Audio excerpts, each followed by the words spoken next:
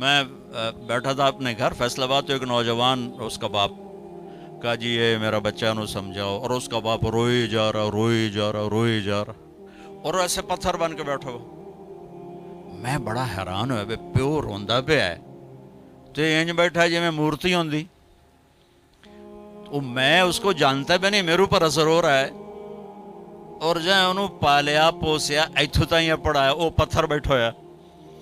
میں کیا شیخ صاحب اس کو پڑھایا کہاں تھا؟ کہا جی امریکن سکول۔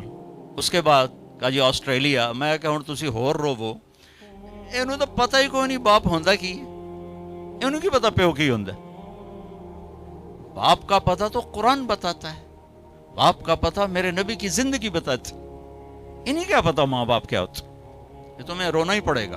پھر آپ نے والدین کے لیے بتایا، آپ نے کہا کاش میرے ماں باپ زندہ ہوتے، جو کہ ماں باپ تو باپ ہی تو دیکھا ہی نہیں، ماں کو دیکھا 6 برس، کاش میرے ماں باپ زندہ ہوتے، میں ان کی بڑی خدمت کرتا، اور ان میں سے کوئی ایک ہوتا ہے ماں کو کہ چونکہ ماں دیکھا ہے نا، باپ تو دیکھا نہیں۔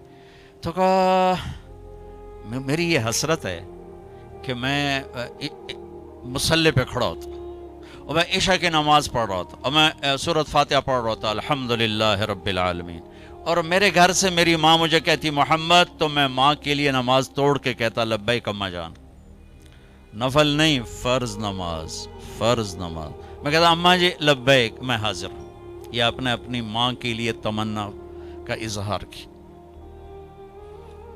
اور پھر جب آپ حج پہ تشریف لے گئے، ماں کا انتقال ہوا تھا 6 برس کی عمر، آپ جا رہے ہیں 63 برس کی عمر میں، 57 برس کا فاصلہ ہے، 7 دن بعد آنسو نکالنا بھی چاہو تو نہیں نکلتے۔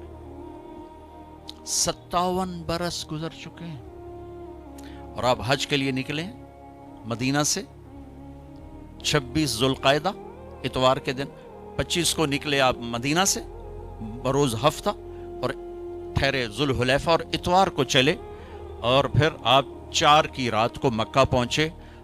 بیچ میں 1 یا 2 کو آپ ابوا پہنچے، جہاں آپ کی والدہ ماجدہ انتقال فرما گئی تھیں۔ جب آپ مدینے سے واپس آ رہی تھیں تو 3 افراد تھے، ایک ماں، ایک ام ایمن، وہ ماں ہیں انہوں نے دودھ پلایا، ایک آپ کی ذات مبارک، اور ابوا کے پہاڑوں میں آ کر زندگی ہار گئی۔ میں وہاں گیا، میں نے زیارت کی، میری زندگی سفروں میں گزری، پر ایسے ہی جذبات میرے کہیں نہیں بنے جب میں وہاں کھڑا دیکھ رہا تھا چاروں طرف سن 2000 میں کہ واہ میرے رب، جن دی خاطر تو دنیا بنا چھڑی دی ماں نو ایتھے چایا، تو ابھی 6 سال دی عمر، ہوئے ہوئے ہوئے ہوئے ہوئے کیا گزری اس بچے پر جس کے آنسوں پہنچنے کے لیے نہ باپ ہے، نہ بہن ہے، نہ بھائی ہے، نہ چاچا، نہ دادا۔ نوکروں سے کہاں تسلی، وہ تو نوکرانی تھی۔ چلو اللہ 4 دن روک لیتا تو مدینے میں موت آتی، تو ادھر بھی رشتہ دار موجود ہیں، 4 دن پہلے نکال دیتا تو مکے پہنچ جاتی، وہاں موت آتی تو وہاں بھی موجود ہے۔ یہ کیا سٹ بنایا کہ جنگل میں ماں کو موت دی، 25 سال کی عمر۔ میں ہر دفعہ روتا ہوں جب میں یہ قصہ سناتا ہوں، میں ہزاروں دفعہ 2000 سے سنا رہا ہوں، 17 سال ہو گئے سناتے ہوئے، لیکن میرے آنسو نہیں تھمتے کہ میں وہاں پہنچ جاتا۔